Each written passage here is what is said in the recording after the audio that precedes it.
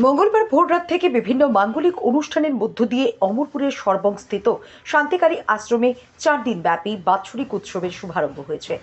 17 ফেব্রুয়ারি মহাপ্রসাদ বিতরণের মাধ্যমে উৎসবের সমাপ্তি হবে।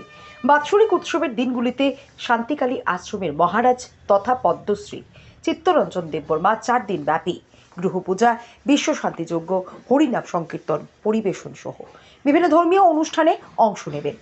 শান্তিকালী আশ্রমের বাৎসরিক উৎসব উপলক্ষে ইতিমধ্যেই রাজ্যের ও বহির্রাজ্যের ভক্ত মণ্ডলী এবং দর্শনার্থীরা ভিড় জমিয়েছেন।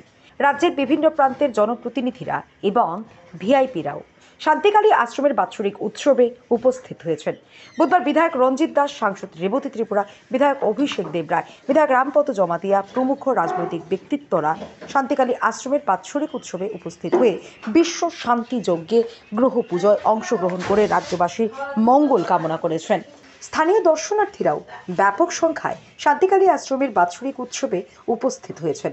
রাজ্যের ও বহির্রাজ্যের সকল অংশের ধর্মপ্রাণ নাগরিকদের আশ্রমের বাৎসরিক উৎসবে উপস্থিত থেকে প্রসাদ গ্রহণ করার জন্য আমন্ত্রণ জানিয়েছেন শান্তিকালী আশ্রমের মহারাজ পদ্মশ্রী চিত্তরঞ্জন দেববর্মা এবং আশ্রমের প্রধান পূজারী গয়াচরণ জমাতিয়া।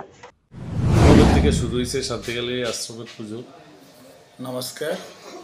গতকাল 13 ফেব্রুয়ারি থেকে শুরু হয়েছে আমাদের গড় বরণ, রাত্রে মায়ের পূজা, 11টার সময় মায়ের নিশি পূজা এবং আজকের থেকে 4 দিন ব্যাপী মহাশান্তিযজ্ঞ অনুষ্ঠান শুরু হচ্ছে। সকাল 7টা থেকে আগামী 17 তারিখ সন্ধ্যা 7টা অবধি এই যজ্ঞ চালু থাকবে। আর 17 তারিখ আমাদের সার্বজনীন মহাপ্রসাদ বিতরণ হবে। আর ডেলি প্রত্যেক দিন অন্নভোগের জন্য ভক্তদের আগত দূর দূরান্ত থেকে আগত ভক্তদের জন্য প্রসাদের ব্যবস্থা করা আছে। আর লোকাল যে ভক্তদের জন্য নর্মাল যে খিচড়ি প্রসাদ ডেলি ব্যবস্থা হবে। সব ভক্তবৃন্দদেরকে আবেদন এবং নিমন্ত্রণ যাতে পূজার পরে সবাই খিচড়ি প্রসাদ লয়ে যায়, এই আমাদের আশ্রমের তরফ থেকে নিমন্ত্রণ এবং আমন্ত্রণ রইবে। এবার কত হয়েছে এখানে যে উৎসব? এটা এবারে 21তম বাৎসরিক উৎসব হিসাবে পালন করা হচ্ছে। Thank you.